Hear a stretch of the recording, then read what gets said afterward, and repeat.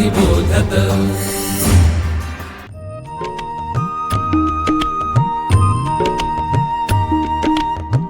विवेकी अक्षर विवेकी लेखन, सुश्राव्य वाचन श्रवणार्थ, चरित्रे संस्कारी धीरवीर गाथा, रम्य बालकथा अनुभवा।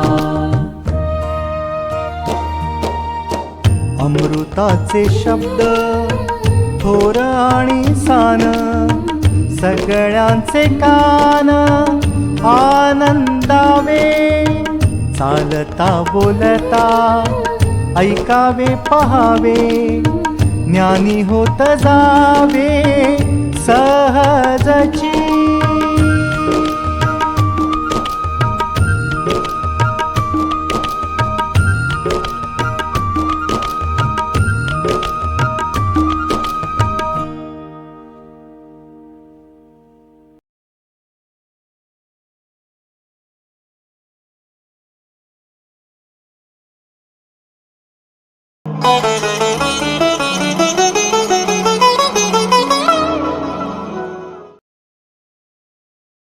विवेकानंद केंद्र मराठी प्रकाशन विभाग सादर करीत आहे गोष्टी एकनाथजींच्या।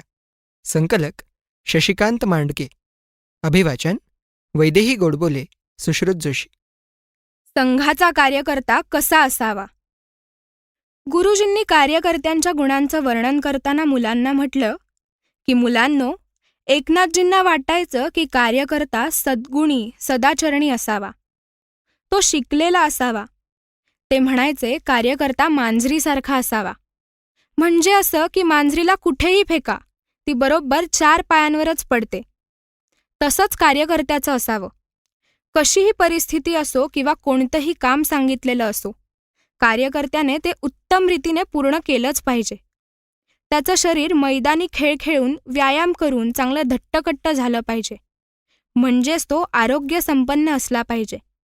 तो विचारी संयमी असावा, चारित्र्य संपन्न, व्यसनांपासून दूर राहणारा, समयसूचक, लोकांच्या उपयोगी पडणारा, नम्र असावा। थोडक्यात सांगायचं तर सर्व गुण संपन्न असावा। एकनाथजी स्वतः तसेच होते। एकनाथजी एकदा महाराष्ट्रामध्ये प्रवास करत होते। संध्याकाळी एका शाखेवर गेले। त्यांचं बौद्धिक म्हणजेच भाषण झालं। शाखा सुटण्यापूर्वी प्रार्थना झाली आणि एक बाल स्वयंसेवक भगवा ध्वज उतरवू लागला। तो अतिशय हळूहळू ध्वज उतरवत होता।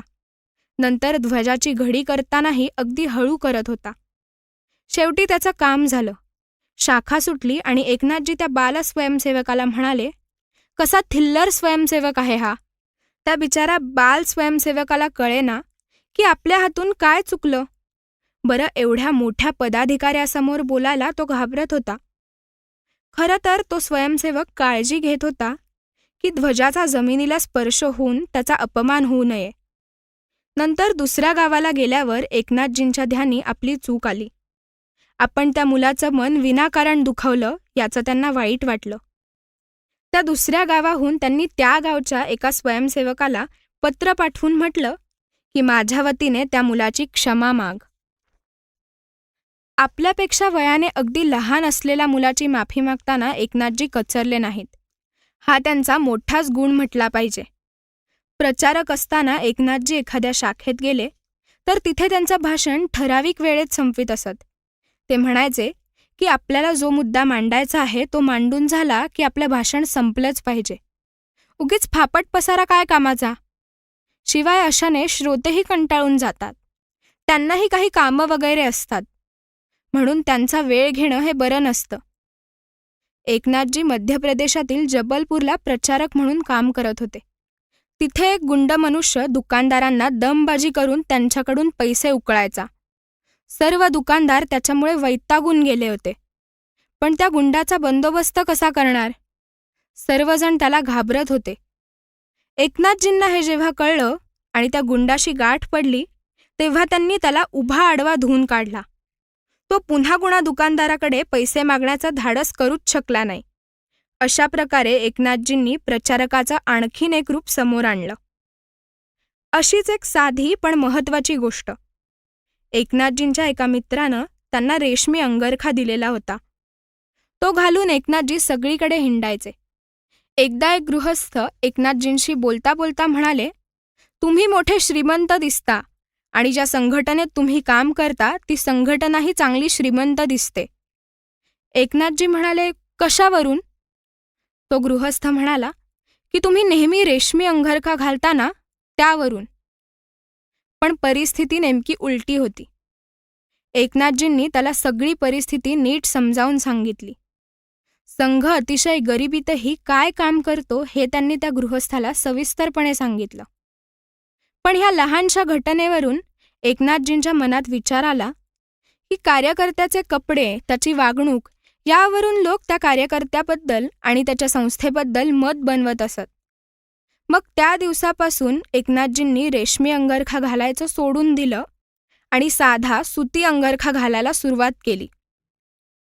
एकनाथजींची स्मरणशक्ती मोठी अद्भुत होती. एकदा पाहिलेला मनुष्य, एकदा वाचलेला मजकूर अनेक वर्षांनंतरही त्यांच्या बरोबर ध्यानात असे. संघाचे स्वयंसेवक गमतीने याबाबत त्यांची परीक्षा घेत आणि एकनाथजी त्या परीक्षेत पास व्हायचे. एकनाथजींसमोर कोणतीही अडचण येवो, प्रश्न येवो किंवा समस्या येवो, ते बरोबर त्यातून मार्ग काढत. एकदा असंच झालं. मध्य प्रदेशामधल्या सतना गावामध्ये मुकुंद चांदे या नावाचा एक प्रचारक राहत होता. तो जेव्हा जेव्हा एकनाथजींना भेटायचा तेव्हा तेव्हा तो अगदी उदासवाणा दिसायचा. एकदा एकनाथजींनी त्याला विचारलं की तू असा उदासवाणा का दिसतोस? तो म्हणाला, काय करणार, मी ज्या घरी राहतो त्या घरात पुष्कळ माणसं आहेत. मी रात्री पुढल्या खोलीत झोपतो आणि बाकीची माणसं आतल्या खोल्यांमधून झोपतात. अंघोळीची मोरी, शौचालय वगैरे अगदी मागच्या बाजूला आहेत. रात्री कधी लघवीला जायची वेळ आली तरी मोठी पंचायत होते. गुडूप अंधारात झोपलेल्या एखाद्या माणसाच्या अंगावर पाय पडला तर काय घ्या. तसं व्हायला नको म्हणून मी रात्री पाणीच पित नाही. पण त्यामुळे माझ्या शरीराची फार आगाग होते. काय करावं तेच मला समजत नाही. एकनाथजी म्हणाले, काही काळजी करू नकोस. तुझी अडचण अगदी लहान आहे. मी तिच्यावर उपाय सांगतो. मग एके दिवशी एकनाथजी बाजारात गेले आणि एक टॉर्च विकत घेऊन आले. तो त्यांनी मुकुंद चांदेला दिला आणि ते त्याला म्हणाले, हा टॉर्च रात्री वापरत जा. पाहिजे तेवढं पाणी पीत जा. तू लगेच बरा होशील. चांदे तसं करायला लागला आणि तो आनंदित झाला. एकनाथजी नेहमी म्हणायचे की कार्यकर्ता हरकाम्या असला पाहिजे. कोणतंही काम सांगा, त्याला ते करता आलंच पाहिजे. त्याने ते केलं पाहिजे. एवढी गोष्ट सांगून गुरुजींनी आपलं बोलणं थांबवलं आणि त्यांनी सगळ्या मुलांना उद्या यायला सांगितलं. सेवा कुटुंबाची का मातृभूमीची? एकनाथजी दृढ निश्चयी होते. आणखीन मोठा शब्द वापरायचा तर एकनाथजी वज्रकठोर होते असंही म्हणता येईल. गुरुजींनी आल्या आल्या गोष्ट सांगायला सुरुवात केली. एकदा काय झालं की त्यांचे मोठे भाऊ बाबूराव मरण पावले. बाबूराव फार गरीब होते. त्यांची 2 मुलं खूप लहान होती. त्यांचं शिक्षण वगैरे सगळं व्हायचं होतं. अशा परिस्थितीत एकनाथजींची विधवा झालेली इंदिरा वहिनी काय करू शकणार होती? वहिनींनी एकदा आपले धाकटे धीर एकनाथजी यांना म्हटलं, भाऊजी, मी मोठ्याच संकटात सापडले हो. तुम्ही पाहतच आहात घरात काय परिस्थिती झाली आहे ती. मुलांना कपडे नाहीत, त्यांना पोटभर जेवण नाही. म्हणून मी म्हणते की तुम्ही असं करा, मुलं मोठी होऊन मार्गाला लागेपर्यंत मला मदत करा. एकनाथजींच्या समोर मोठंच संकट येऊन उभं राहिलं.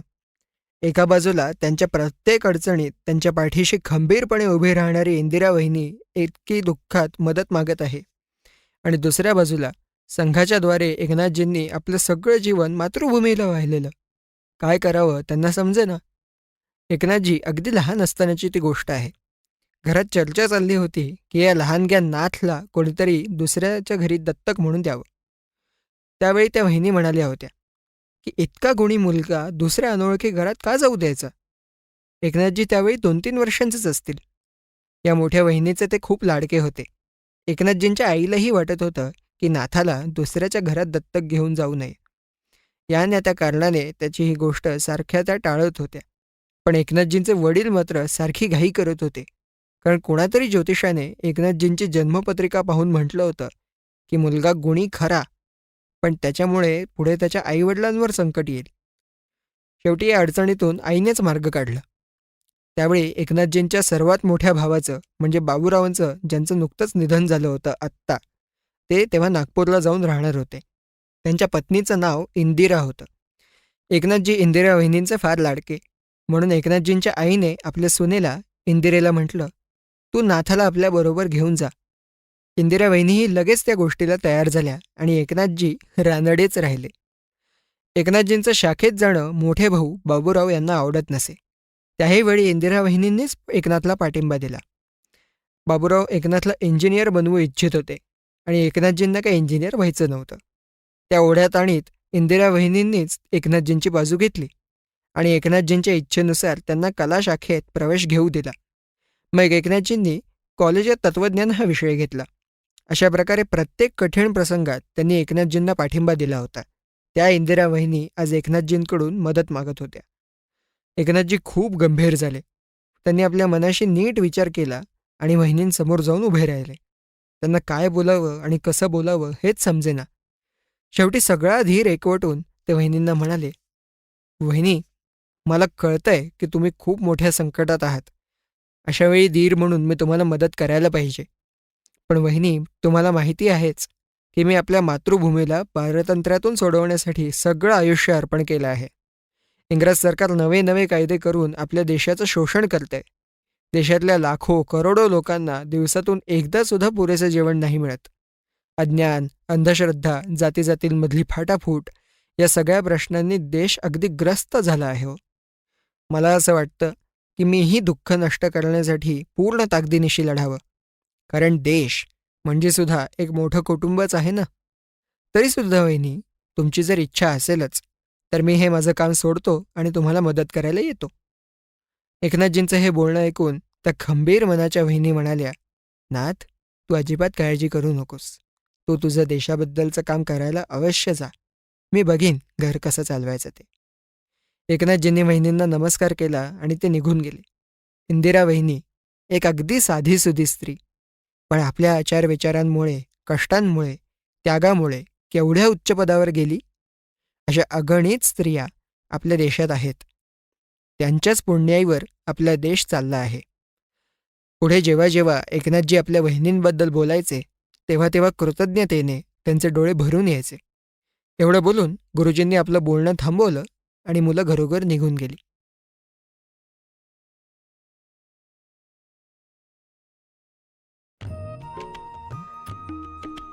विवेकानंद केंद्र मराठी प्रकाशन विभाग म्हणजेच MPRV गेली 35 वर्षे संस्कारक्षम आणि राष्ट्रजागरणपर पुस्तकांच्या प्रकाशन व्यवसायात 135 हून अधिक पुस्तके, 10 लाखांहून अधिक प्रतींची एकूण विक्री, कार्यकर्त्यांना उपयोगी पडेल अशा माहितीची विवेकशलाका आणि केंद्राच्या देशभरातील कार्याचा परिचय करून देणारी कार्यदर्शिका.